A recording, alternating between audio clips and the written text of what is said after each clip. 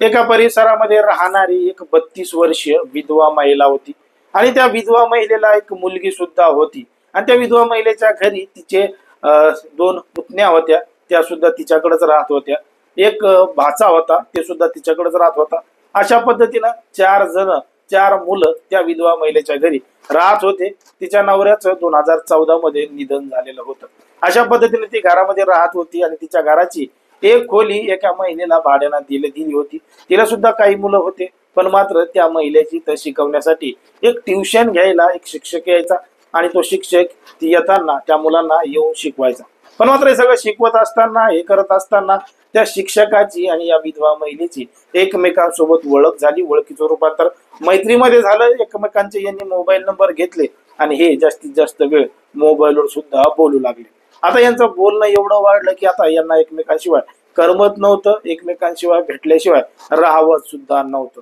मग संध्याकाळ जेव्हा संध्याकाळ व्हायची तेव्हा तो शिक्षक संध्याकाळी त्या विधवा महिलेच्या घरी यायचा आणि त्या विधवा महिलेसोबत नको ते कृत्य करायचा. आता काही दिवस हा प्रकार चालला, पण मात्र एक दिवस अचानक या दोघांचं अशा पद्धतीने सगळं काही चालू असताना एका मुलाला जाग आली आणि त्यानं घडलेला संपूर्ण प्रकार त्याच्या स्वतःच्या डोळ्यानं पाहिला आणि पाहिल्यानंतर एक धक्कादायक प्रकार या संपूर्ण घटनेमध्ये घडला.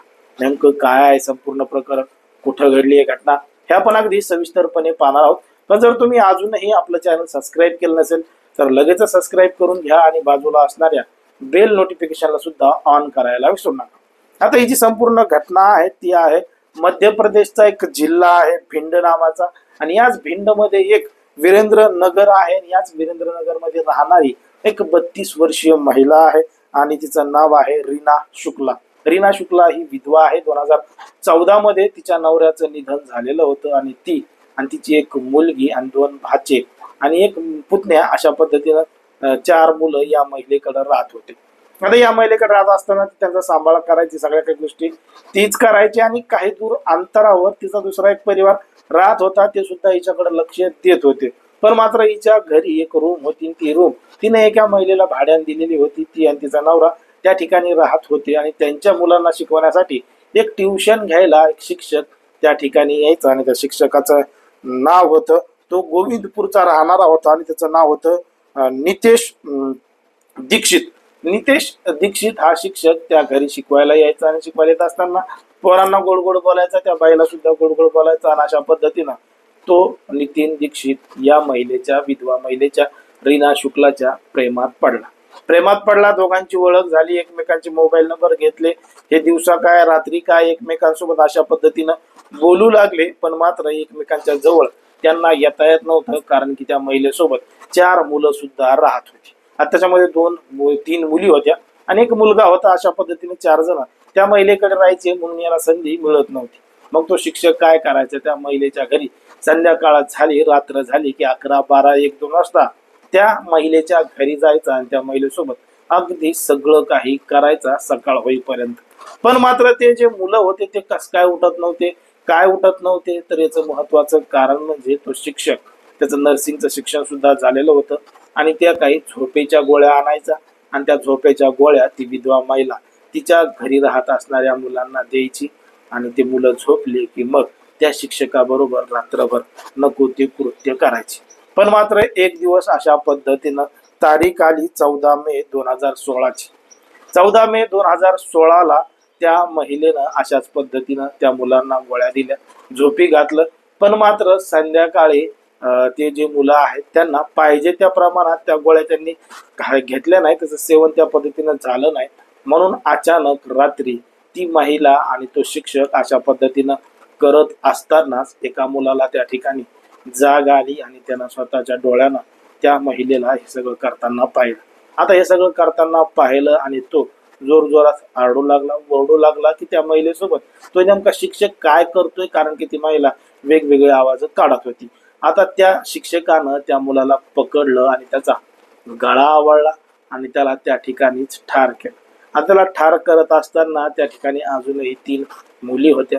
यांनी सुद्धा तो सगळा प्रकार स्वतःच्या डोळ्यानं पाहिला आणि त्यांनी सुद्धा आरडाओरडा करण्याचा प्रयत्न केला. त्या शिक्षकाला थोडीही दया आली नाही. त्यानं बारी-बारीनं त्या तीनही मुलींना आणि त्या मुलाला देखील ठार केलं. कारण की हा प्रकार उघड होऊ नये.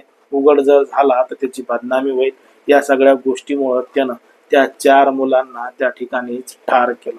आणि ठार केल्यानंतर ती जी महिला होती ती सुद्धा त्या 3 मुलांना मारण्यामध्ये त्याच्यासोबत सहभागी होती. कारण की तिला सुद्धा समाजामध्ये या गोष्टी कळाल्या तर नाव बदनाम होईल असं वाटत होतं.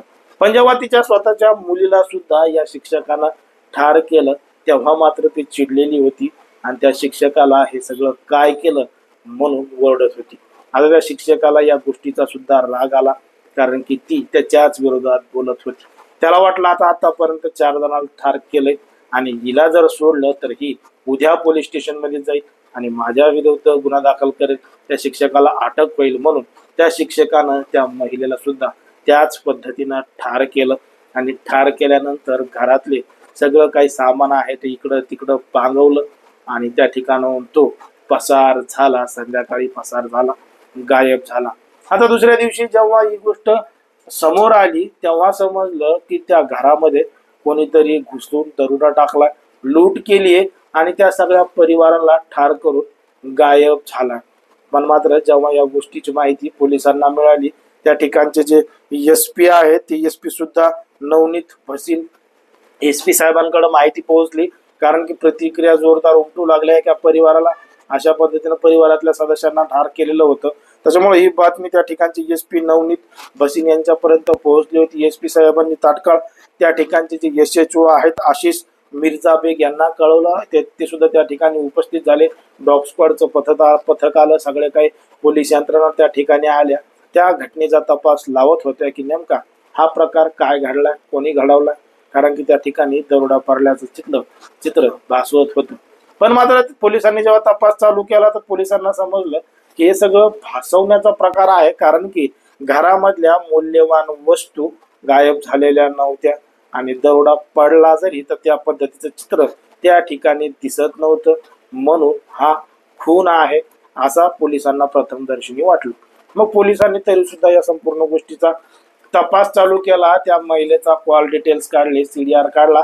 तेव्हा समजलं की ती महिला एका व्यक्तीबरोबर मोठ्या प्रमाणात बोलत होती आणि त्याच्या संपर्कात सुद्धा होती. आणि ज्या व्यक्तीच्या ती संपर्कात आहे तो व्यक्ती या महिलेच्या जवळ येत होता.